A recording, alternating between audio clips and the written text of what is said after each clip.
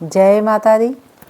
मैं नीलम मिश्रा अपने YouTube channel ज्ञान दर्पण में आप सभी दर्शकों का स्वागत करती हूँ।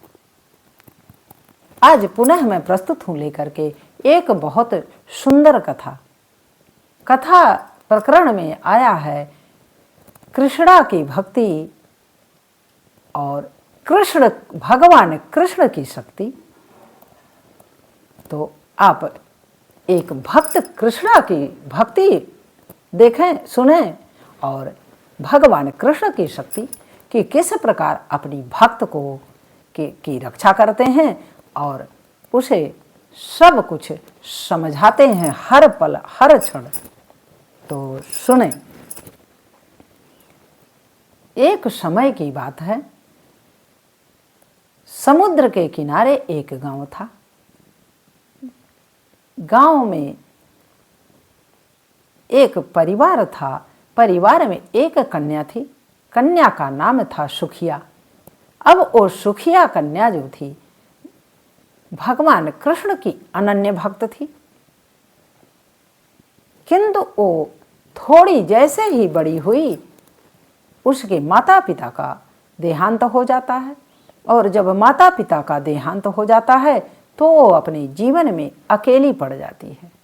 जब अकेली पड़ जाती है तो उसके दुख का तो पारावार ही ना था। वो परेशान हो गई।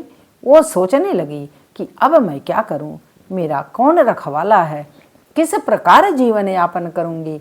और इस दुख दर्द के साथ वो जीवन यापन करने लगी। कुछ दिन तो चला जीवन की गाड़ी, किंतु उसके उपरांत उसके घर में खाने को भी लाले पड़ गए। और खाने को लाले जब पड़ जाते हैं तो थोड़ी बड़ी हो चुकी थी।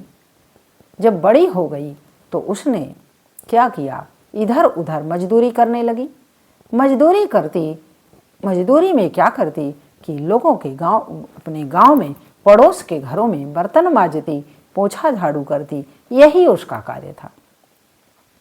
अब यही करते करते उसका खाने और पहनने के लिए कुछ जुगाड़ हो जाता और वो अपना उसी में संतोष में जीवन यापन करती।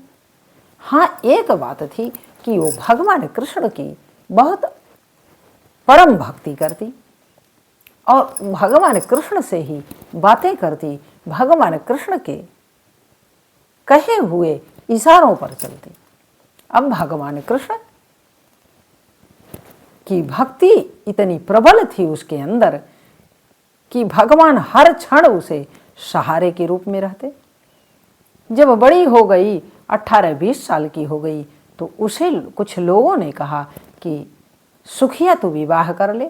किंतु वो कृष्ण भगवान की भक्ति में इतनी पागल थी कि उसे कुछ नहीं सूझता। उसका नाम भी लोगों ने कृष्णाबाई रख दिया। लोगों ने कहा कृष्णा तू शादी कर ले, विवाह कर ले, नहीं तो तेरा जीवन कैसे कटेगा। उसने कहा मेरा विवाह होने की क्या जरूरत है, मेरा मालिक तो भगवान कन्हैया हैं और कन्हैया के रहते मुझे क्या कमी है। मेरा जीवन शांतिपूर्वक चलता रहेगा और मुझे किसी की आवश्यकता नहीं है। जब इस प्रकार वो कहती तो लोग हंसते, उसे ताने मारते, उसे उलाहने देते, कहते जा तू पागल की पागल है, तेरे पास तो कोई ज्ञान ही नहीं है, तुझसे कोई क्या बात करेगा। जा तेरा कन्हैया करेगा जो वही करना, तुझसे कोई बात नहीं करेगा, क्या समझाएगा तुझे, ना समझ को कौन समझा सकता है। इस प्रकार से लोग उसे तिरस्कार देते, किंतु उसके ऊपर कोई प्रभाव नहीं पड़ता। क्योंकि परमात्मा का जो भक्त होता है बंधुओं बहनों, उसके ऊपर ये नहीं प्रभाव पड़ता कि अगला कोई क्या कह रहा है, क्या नहीं कह रहा है। कहता रहे, हम जो भगवान की कृपा से कार्य कर रहे हैं वो अच्छा होना चाहिए, सही होना चाहिए, सत्कर्म होना चाहिए। यही मेन उद्देश्य है हमारे जीवन का। तो इसी पर वो कृष्णाबाई रहती आराम से, और जो लाती वही खाती पीती, आराम से जीवन चल रहा था। अब करते करते वो समय बीतता गया, लेकिन उसने विवाह वगैरह नहीं किया। जब विवाह नहीं किया, परमात्मा भगवान कृष्ण से बातें करती, उन्हें रोज फूल माला पहनाती, प्रतिदिन उनकी सेवा में लगी रहती। जो भी समय उसके पास बचता उसमें वो भगवान की सेवा करती और उसे किसी दिन दुनिया से कोई अभिप्राय ही नहीं था। क्या करना है, लोग क्या कह रहे हैं, क्या नहीं कह रहे हैं, इसका उसके ऊपर कोई प्रभाव नहीं पड़ता। अब वो अमन चैन से भगवान की भक्ति करती और कीर्तन करती, गीत गाती भगवान कृष्ण के, कन्हैया करके, और उसी में रमी रहती। ऐसे ही समय बीत रहा था। लोग उसे पागल कहते, कृष्णाबाई कहते, कुछ भी कहते। वो अपने काम से काम रखती, किसी से कोई न उलाहना, ना कोई शिकायत, ना कोई कुछ। अब इस प्रकार चल रहा था। एक दिन ऐसा आया कि भगवान कृष्ण ने कहा कि कृष्णा, तू कल इस गांव को छोड़कर चली जा। उसने कहा कि क्यों कन्हैया, गांव को छोड़कर चली जाऊंगी तो कैसे क्या होगा मेरा, मैं कहाँ जाऊंगी। कन्हैया ने कहा तू चिंता मत कर, तेरे लिए व्यवस्था कर दूंगा मैं, तू चली जा गांव को छोड़कर, क्योंकि इस गांव में भूचाल आने वाला है। परमात्मा तो हर रूप में भक्त की रक्षा करता है, जिसे बचाना है उसे बचा देता है। लिखा ही गया है कि जाको राखे साइया, मार सके ना कोई, और बाल न बांका कर सके जो जग बैरी हो। तो कन्हैया ने कह दिया कि कल इस गांव में भूचाल आएगा, तू कृष्णा इस गांव को छोड़ के चली जा, यह मेरी आज्ञा है। अब कृष्णा ने जब सुना तो उसके लिए तो पत्थर की लकीर हो गई। उसने कहा ठीक है कन्हैया, मैं चली जाऊंगी, बिल्कुल मैं चली जाऊंगी, मुझे कोई समस्या नहीं है, मैं कोई व्यवस्था करती हूँ और सुबह निकल जाऊंगी। जब सुबह होती है, वो 2-4 लोगों के घर में काम करने जाती है, तो वो अपना बताती है कि कन्हैया ने मुझसे आज कहा है कि आज भूचाल आने वाला है, मुझे इस गांव से निकल जाना चाहिए और आप लोग भी निकल जाइए। तो सब लोग हंसी करने लगते, कहते कि तू पगली जा, अपनी अपनी बात लेकर घूम इधर उधर, तेरी बात कोई सुनने वाला नहीं है, तेरी बात क्या सुने, तू कुछ नहीं जानती, परमात्मा की बड़ी भक्त बन के घूमती है। ऐसा परमात्मा किसी से बात करने वाले हैं कहीं, तू ही है बड़ी भक्त क्या। जब इस प्रकार सब लोग उसे ताने मारते हैं, वो मुस्कुरा करके चली जाती है और घर आती है जब, तो सोचती है कि नहीं मानेंगे, ना माने, हमारा तो मालिक कन्हैया है, कन्हैया ने कह दिया तो मुझे निकलना ही है। जब ये घटना हुई तब वो वृद्धावस्था में पहुंच चुकी थी, इतना समय गुजर चुका था उसे, काम करते, उस गांव में रहते, उस गांव में जीवन यापन करते और लोगों के ताने बाने सुनते और भगवान की भक्ति करते। तो इस प्रकार उसका समय गुजर चुका था, किंतु कन्हैया तो उसके मालिक थे, तो उसे कोई चिंता नहीं थी। उसने कहा कि कान्हा, मैं चलूंगी, सुबह निकल जाऊंगी तुम्हारे कथनानुसार। सुबह हुआ और जब वो 2-4 लोगों से संपर्क किया कि कोई मेरे लिए एक बैलगाड़ी लेकर चले, मैं उसे पारिश्रमिक दे दूंगी, किंतु सब लोग हंसने लगे कि अरे तू पागल हुई है क्या, घर छोड़ के जाएगी, तेरी एक टूटी फूटी तो झोपड़ी है, उसे छोड़ देगी तो जाएगी कहाँ, कहाँ तेरा आश्रय है, कौन ठिकाना देगा। जब इस प्रकार लोग कहते हैं, वो कहती है कि देखो भैया, ले जाना हो तो ले जाओ और ना मत ले जाओ, किंतु मुझे ये सब मत सुनाओ, मुझे जाना है तो जाना है। अब कोई सुना नहीं तो किसी और के पास गई हो। तो एक बैलगाड़ी वाला था, बैलगाड़ी वाले के मन में कुछ परमात्मा की भक्ति थोड़ी बहुत थी। उसने कहा कि कृष्णाबाई, क्या तू सोच रही है, मत जा, ऐसा कहीं होता है, भूचाल आएगा, कुछ नहीं आएगा, तू गांव छोड़कर मत जा। किंतु वह नहीं मानती। वह कहती है मुझे जाना है, कन्हैया ने आज्ञा कर दिया है तो मैं नहीं मानने वाली। मुझे मानना नहीं है, मुझे तो जाना ही जाना है। गाड़ीवान कहता है कि चल भाई, नहीं मानेगी तो चल, तुझे पहुंचाई देता हूं, जहां कहेगी वहां पहुंचा देता हूं। और वो गाड़ी लेकर आ जाता है। तब गाड़ी लेकर जब आ जाता है तो अपने जो झोपड़ी थी, उस झोपड़ी में जो भी उसके पास सामग्री थी, गठरी मुठरी जो भी उसके पास था, सब निकाल के पहले से रात ही में तैयार कर लिया था उसने। जब भगवान कृष्ण ने बताया उससे, तभी वो सारी तैयारी बना ली और गाड़ी आते ही सारी पोटली अपना उठा करके बैलगाड़ी में रखा और बैलगाड़ी में रख करके भगवान कृष्ण की जो उसने मूर्ति रखी थी, प्रतिमा रखी थी, उसको उसने उठाया और गले से लगाया। एक काम और वो करती थी कि भगवान कृष्ण की प्रतिदिन पूजा करती, अर्चना करती, धूप दीप नैवेद्य करती और उन्हें एक ताजा फूलों की माला अवश्य पहनाती थी। तो जो तस्वीर का वो पूजा करती, उस तस्वीर को उसने अपने हृदय से लगा करके उस गाड़ी में बैठ गई। जब बैलगाड़ी में बैठ जाती है तो कहती है चलो भैया, अब तो मेरा सब कुछ हो चुका, मुझे कुछ नहीं करना है, क्योंकि अब विलंब मत करो, कन्हैया ने ऐसा कहा है। जब कन्हैया ने ऐसा कहा है कहती, तो जो लोग सुनते वो हंसते, कहते तेरा कन्हैया तुझी से बात करता है, वो तो सबका कन्हैया है, क्यों सबसे बात नहीं करता? मुझे विश्वास नहीं है सब लोग ऐसे एक बात करते उससे, किंतु इसका कोई ख्याल नहीं करती। कहती कोई बात नहीं, मत मानो, मुझे क्या।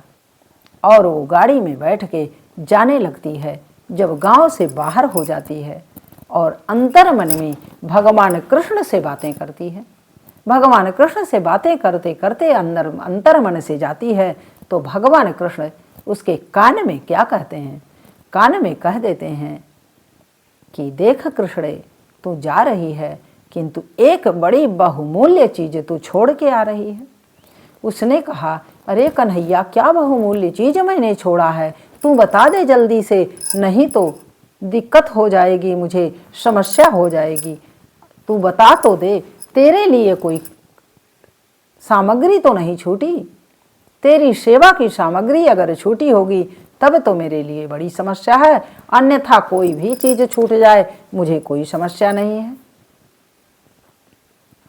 अब कन्हैया कहते हैं, भगवान कृष्ण कहते हैं कि देख, जो तुम माला गूंथ के मुझे रोज पहनाती है, उस माला को गूंथने के लिए जो तूने सुई धागा रखा है, वहाँ झोपड़ी में वो सुई धागा तुझसे वहीं छूट गया है। जब वो सोचती है, सुनती है, तो वो तो अवाक रह जाती है। कहती है कन्हैया तेरा धन्यवाद बहुत बहुत, और मैं जा रही हूँ लेने।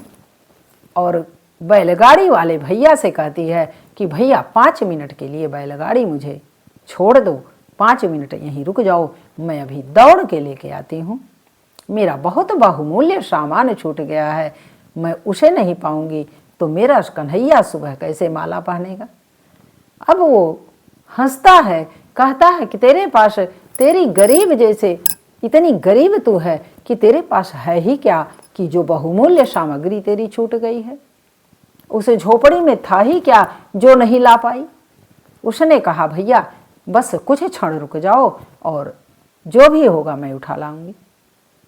यह कहकर वो दौड़ी दौड़ी जाती है और उस झोपड़ी में धागा के गोले में सुई पिरो करके रखी थी और उसी को उठा लेती है और अपने आंचल में गठिया लेती है और प्रेम से उसको ले आती है तस्वीर के साथ। दौड़ करके बैलगाड़ी में वापस पहुंचती है और कन्हैया को बार बार धन्यवाद करती है कि कान्हा तेरा बहुत बहुत शुक्रिया, बहुत बहुत धन्यवाद, तूने मुझे बता दिया, सूचना दे दिया, इसके लिए तेरा कोटि कोटि धन्यवाद।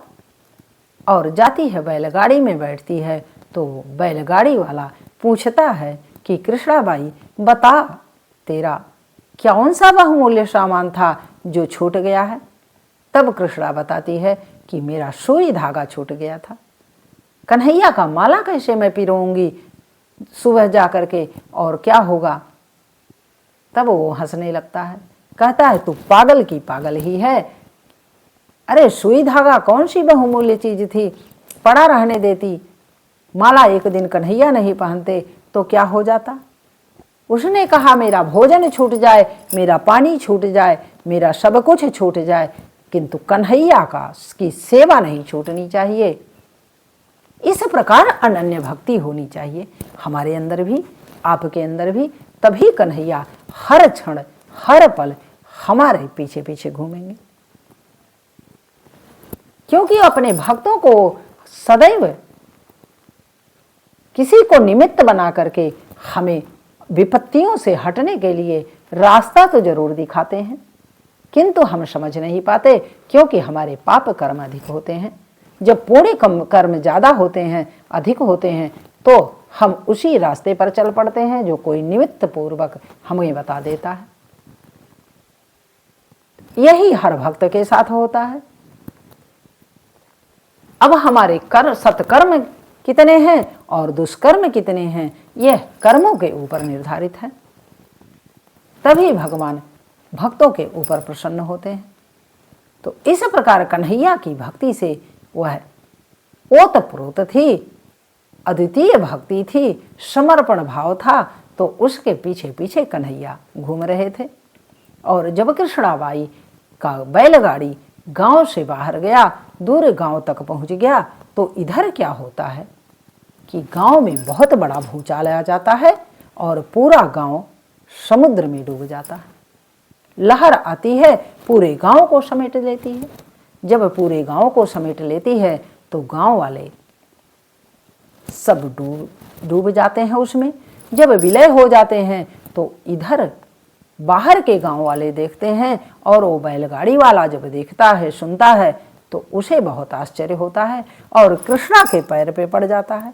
कहता है कि कृष्णे, तू बहुत ही धर्मात्मा है, तो परम भक्त है कन्हैया की, तेरे कोटि कोटि नमन है कि तूने सबको बताया किंतु किसी ने माना नहीं।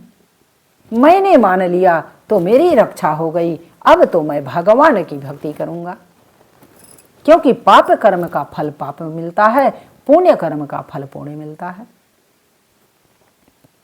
लिखा गया है कि पाप से आप वंचित नहीं हो सकते। लिखा गया है कि भरी बदरिया पाप की बरस देते अंगार।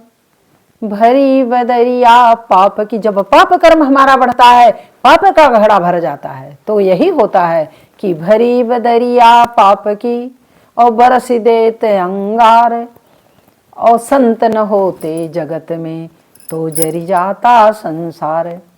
तो संत थी, संत स्वभाव थी, उसने बताया सबको, कोशिश किया कि बच जाओ, निकल जाओ इस दलदल से, इस आपत्ति से, इस विपत्ति से, किंतु उसकी बात को कौन समझा? एक पुण्यवान, एक सत्कर्मी समझा, और कोई समझा नहीं। तो जो समझता है वही अधिकारी होता है, जो ना समझे वो तो नाकारी हो जाते हैं। तो हमारे और आपके ऊपर ये निर्भर है कि हम रास्ता कौन सा चुनते हैं, क्योंकि कर्म का फल तो सिद्धांत है इसका कि कर्म का फल कहीं जाएगा नहीं। कर्म का फल तो भोगना ही है, चाहे आप सत्कर्म करें और चाहे आप दुष्कर्म करें। आपको एक छोटी सी कथा बता देती हूं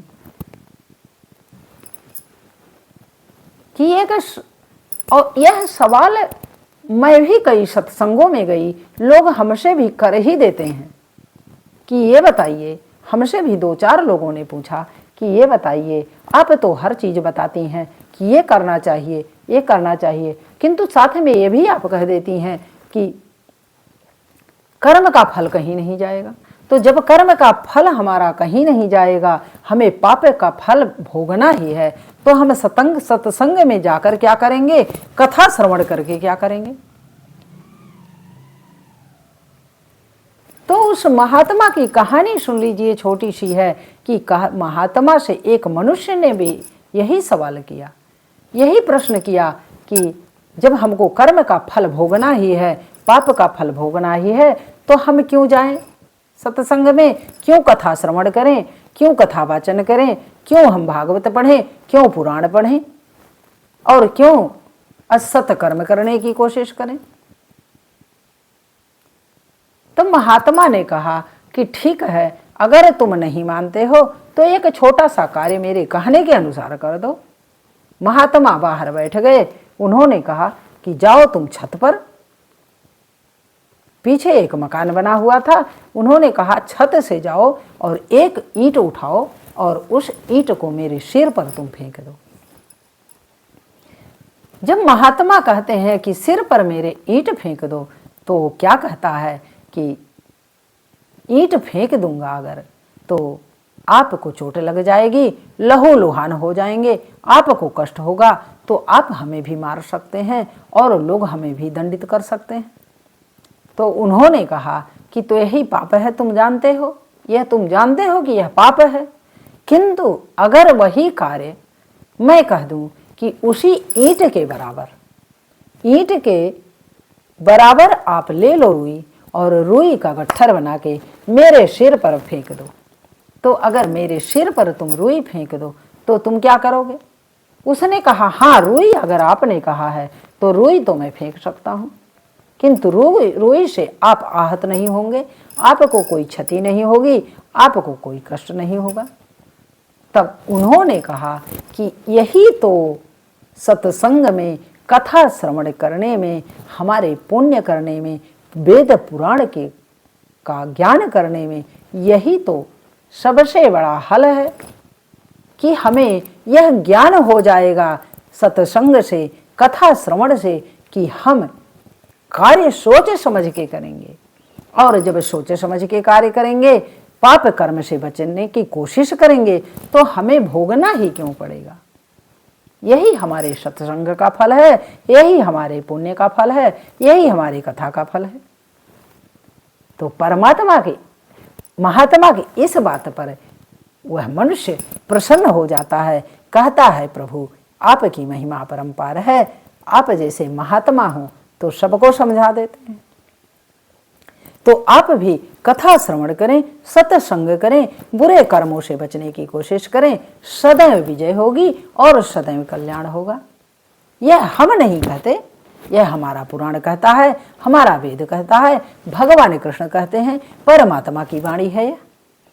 तो परमात्मा की वाणी के साथ इस कथा को यहीं पर समाप्त करती हूँ और विराम करती हूँ अपनी वाणी को भी, और अगली कथा लेकर पुनः मैं आऊँगी आपके समक्ष। तब तक के लिए हमें आज्ञा दें आप लोग, और आप लोगों का कोटि कोटि धन्यवाद। तो जय श्री कृष्ण।